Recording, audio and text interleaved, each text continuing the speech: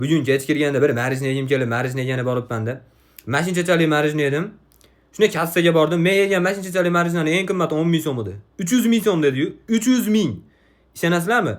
U endi savolda mana 300 ming so'mlik marijni yeyish uchun oldindan qanaqadir to'garakka borib tayinlanib olgan bo'lish kerak emasmidi odam?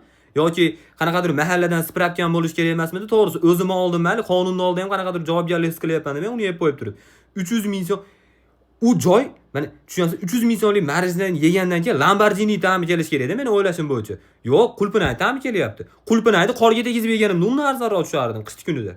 U do'kon yopilib ketmaganda tushunasizlar, har kuni kimdir 300 mingga marijni olib yeyapti. Bo'lmasa yopilib ketish kerak edi. Kim shunaqa 300 mingga marijni olib yeydigan darajada o'y? Qayerdan topyapsizlar bu Toshkentda bitta joyda pul tarqatadigan joy bormi? Men bilmay qolyapman. Topoq taraflarda pul topish osonmi deyman. Oson bo'lsa ham erkalagi bo'lmay 300 ming so'mga 300 ta muz marijni berardi. Ayron marijni berardi 300 ta.